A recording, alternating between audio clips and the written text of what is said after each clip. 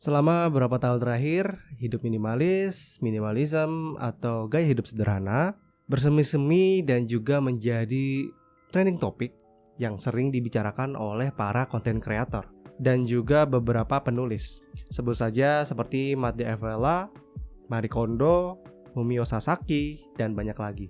Di United States atau Amerika sendiri, jika gue lihat berdasarkan Google Analytics sejak tahun 2015, keyword minimalism sendiri paling banyak dicari itu pada tahun 2017, tepatnya pada bulan Januari. Dari tahun 2017 sampai 2019 mulai konstan pencarian keywords minimalism, hingga pada saat video ini dibuat, titik terendah dari Google Analytics untuk keyword minimalism sudah berada selevel dengan pada tahun 2015. Loh, tapi kan itu adanya di Amerika Serikat atau di US. Apa hubungannya dengan Indonesia? Nah, kalau gue balik lagi nih ke Google Trend, jika kita lihat timeline yang sama dengan yang sebelumnya, di Indonesia justru keyword minimalism sendiri baru booming atau tinggi pencarian keywordnya pada Desember 2018, di mana ada jarak 1 tahun dari US atau Amerika Serikat. Ini berlangsung hingga Mei 2021, lalu tepat saat video ini dibuat, levelnya sama dengan tahun di 2015, yaitu di titik terendahnya. Lalu kenapa kita menggunakan Google Trends untuk menganalisa kenapa gaya hidup minimalis mulai meredup?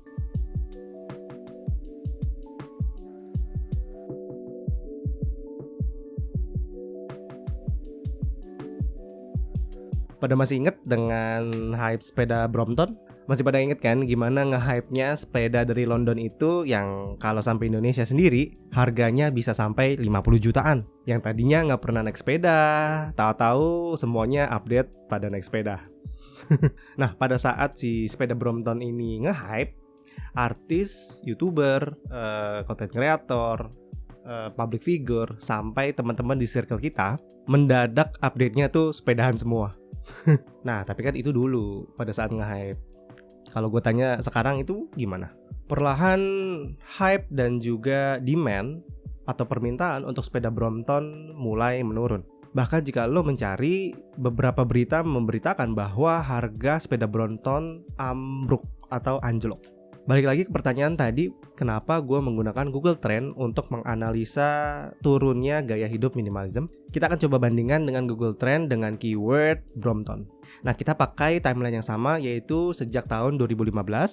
Berdasarkan data yang kita bisa lihat, di bulan Desember 2019, Brompton atau keyword Brompton ini mulai naik daun. Di mana pada saat itu ada kasus pejabat Indonesia yang menyelundupkan sepeda ini dalam satu maskapai penerbangan. Lalu baru di bulan Juni 2020, keyword Brompton sendiri menyentuh angka tertinggi di keyword search-nya. Hingga pada saat ini, keyword Brompton sendiri sudah turun ke level terendahnya. Lalu apa yang bisa kita ambil konklusinya? Baik minimalism dan juga Brompton itu adalah sebuah tren. Tren sendiri diartikan adalah sebuah indikator tentang suatu perubahan atau kenaikan dari sebuah topik atau hal. So, bisa kita tarik kesimpulan bahwa memang pada saat ini isu atau tren dari hidup minimalism sendiri sedang mengalami penurunan. Lalu kira-kira apa penyebab turunnya tren hidup minimalis?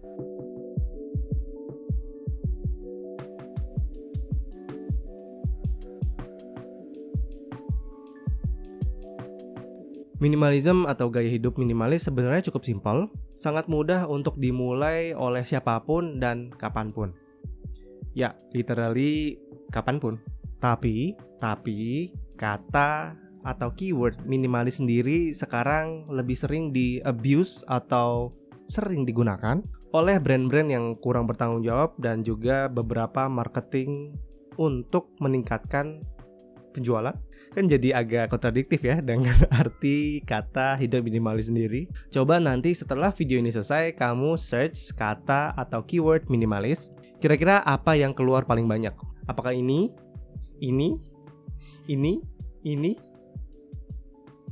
Belum lagi iklan-iklan rumah yang minimalis dan estetik, yang kadang-kadang bikin wah insecure. Apa kabar rumah gue yang gak estetik ini? Kembali lagi, konsep dasar hidup minimalis adalah owning less. Mempunyai barang lebih sedikit hingga membuka peluang, waktu, dan juga membebaskan pikiran kita untuk memfokuskan kepada hal-hal yang lebih bervalue kepada diri kita. Jika lo ngerasa untuk menjadi seorang minimalis membutuhkan barang-barang yang telah diiklankan tadi itu, mungkin lo perlu memikirkan ulang apakah itu arti minimalis sebenarnya yang ingin lo capai, atau sebenarnya lo hanya ingin terlihat estetik tanpa harus hidup minimalis. Mungkin lo bisa lihat playlist gue tentang bagaimana cara memulai hidup minimalis di sini. Lalu what's next? Apa gue tutup aja channel ini?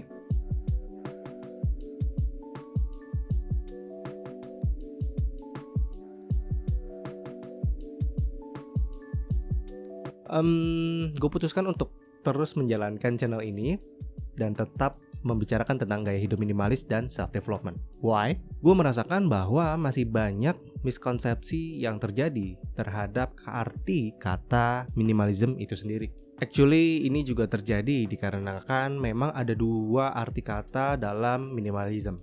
Pertama, minimalism dalam arti lifestyle, yaitu gaya hidup yang berprinsip terhadap less is more. Atau dengan mempunyai barang yang lebih sedikit, kita jadi punya waktu lebih untuk hal-hal yang lebih matters dan lebih mempunyai value terhadap diri kita.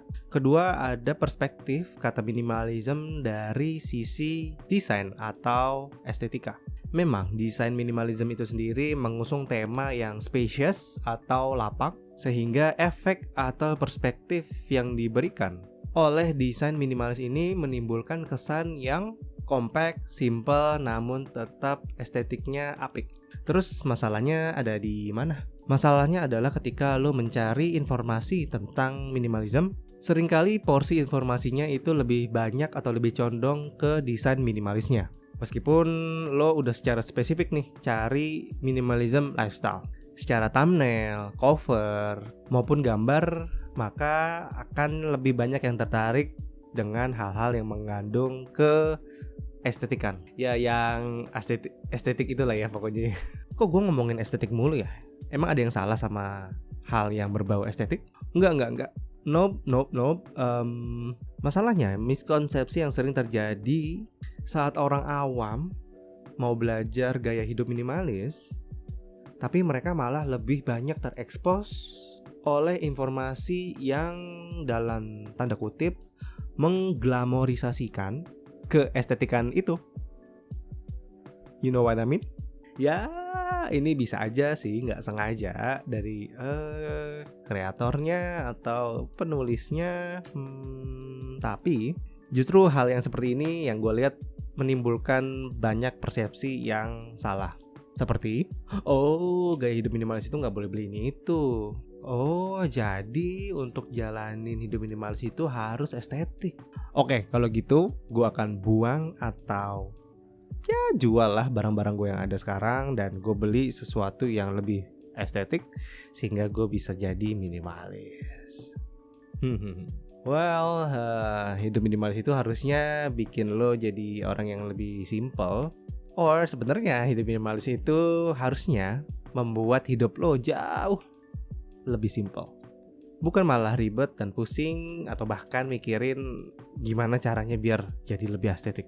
So kalau lo adalah anak kosan yang tinggal sendiri, lo masih tetap bisa jadi minimalis. Lo adalah seorang ibu dengan anak dan juga banyak pekerjaan rumah, lo juga tetap bisa menjadi minimalis. Dan buat lo nih, bapak-bapak yang sebenarnya pengen simple tapi kok kelihatannya hidup minimalis itu jadi ribet ya, tenang, lo tetap bisa jadi minimalis. So, gue akan tetap ada dengan mengisi plot informasi itu.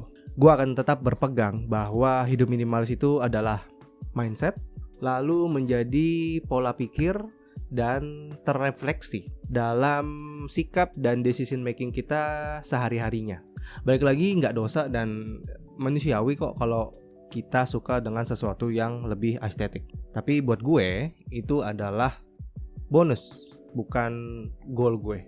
Bonus dalam arti jika lo sudah bisa memilih barang yang valuable, sudah bisa menerapkan less owning, dan lo juga sudah bisa memilih quality over quantity. Nah, nanti lama-kelamaan kebiasaan itu akan membentuk dan secara nggak langsung membuat diri kita dan sekitar area hidup kita menjadi lebih lapang, rapi, dan juga less cluttered.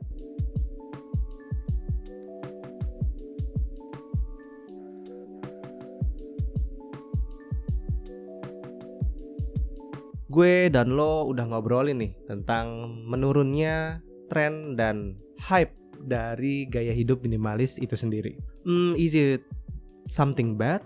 Apakah ini akan berimpact kepada para minimalis yang lagi ngejalanin hidup minimalis? Atau juga berimpact kepada orang-orang yang baru mau memulai gaya hidup minimalis? Menurut gue, selama hidup minimalis masih bisa memberikan dampak positif bagi para pelaku atau bagi orang-orang yang tertarik dengan gaya hidup minimalis, minimalis akan tetap ada dan punya tempatnya tersendiri. Gue juga percaya jika tingkat konsumerisme kita masih tinggi, pola gaya hidup minimalis ini bisa menjadi salah satu penetralisir atau mitigasi untuk mengurangi perilaku konsumerisme tersebut. Gaya hidup minimalis juga membantu lo untuk menemukan diri lo kembali dari gempuran marketing tentang barang-barang yang promising happiness atau menjanjikan kebahagiaan atau menjadi sebagai syarat agar lo bisa jadi bahagia kalau lo punya barang itu. Help me to share this video bagi teman-teman atau rekan-rekan yang kira-kira butuh insight dari video ini. Silakan like video ini kalau kalian suka dengan topik-topik yang mirip-mirip.